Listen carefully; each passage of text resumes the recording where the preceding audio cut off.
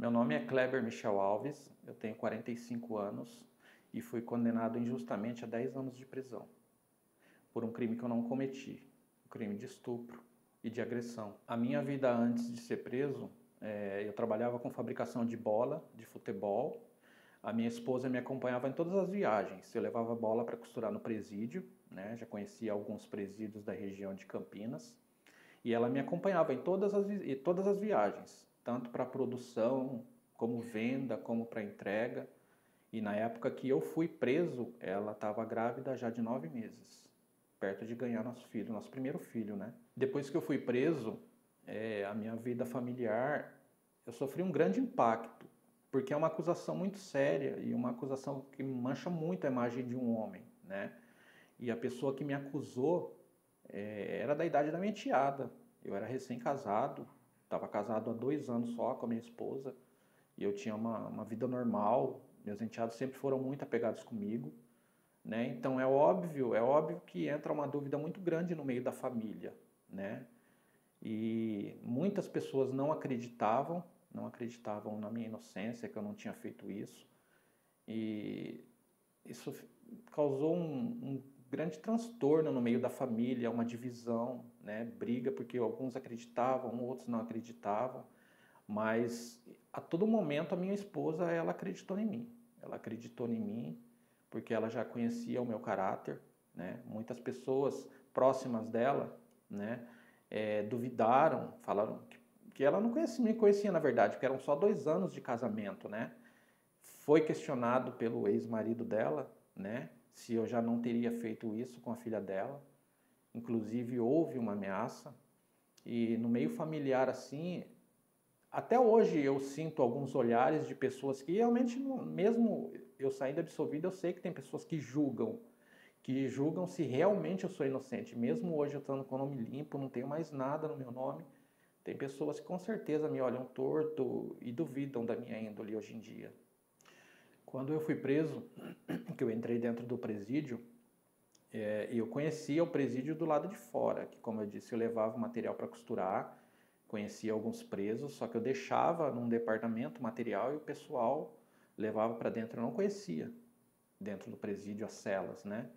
E quando eu entrei lá, foi um impacto muito grande para mim.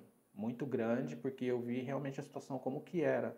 Porque pessoas que cometeram crimes, esse tipo de crime, são muito ameaçados dentro da cadeia, né?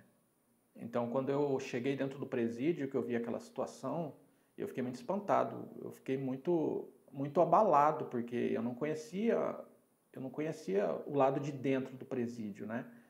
E pelo tipo de crime que eu tinha sido acusado, eu sabia que que eu estava correndo um risco de vida, né? Então isso me abalou muito o meu psicológico, eu fiquei muito mal.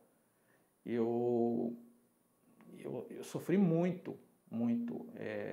Minha esposa, quando entrou a primeira vez na visita, ela não me reconhecia, eu não me reconhecia. Eu tinha emagrecido muito, muito, não conseguia comer, sabe?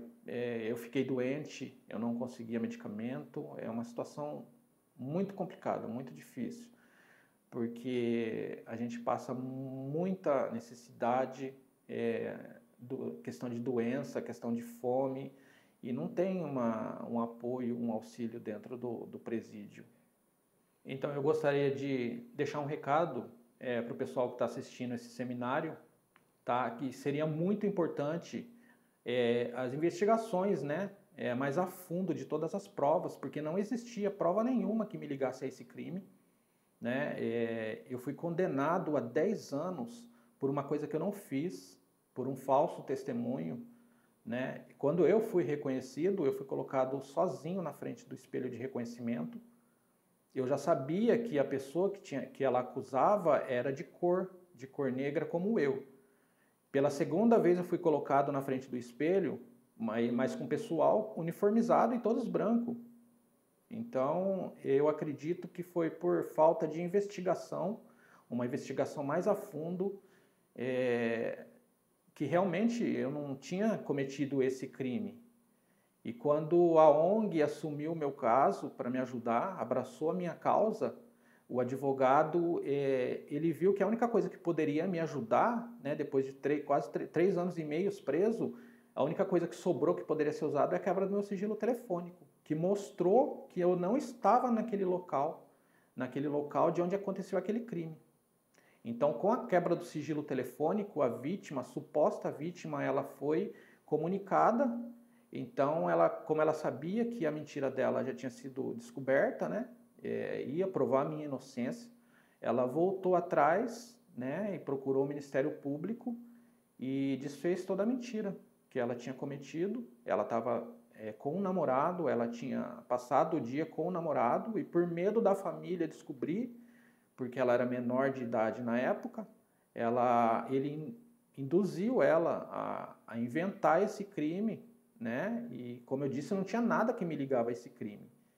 E eu fui condenado mesmo assim, né? Então eu tenho muito que agradecer à ONG, porque eles abraçaram a minha causa. Eu sofri muito, trago inclusive até hoje muitas marcas traumáticas. Foi muito difícil eu voltar ao convívio, né? Com a família, com a sociedade, porque a minha imagem ficou muito abalada, deu muito trabalho, foi muito difícil eu voltar ao normal, a conseguir um trabalho, a conseguir minha documentação de volta. Então é um recado que eu deixo um agradecimento muito grande para a ONG, sabe, que me ajudou demais, me ajuda até hoje, e esse é o meu recado, que se investigue mais a fundo as provas, se realmente existem provas, né? Investigar mais a fundo para não condenar mais ninguém, porque tem muitas pessoas condenadas injustamente dentro do presídio. Eu agradeço a todos que estão assistindo esse seminário por ouvir a minha história.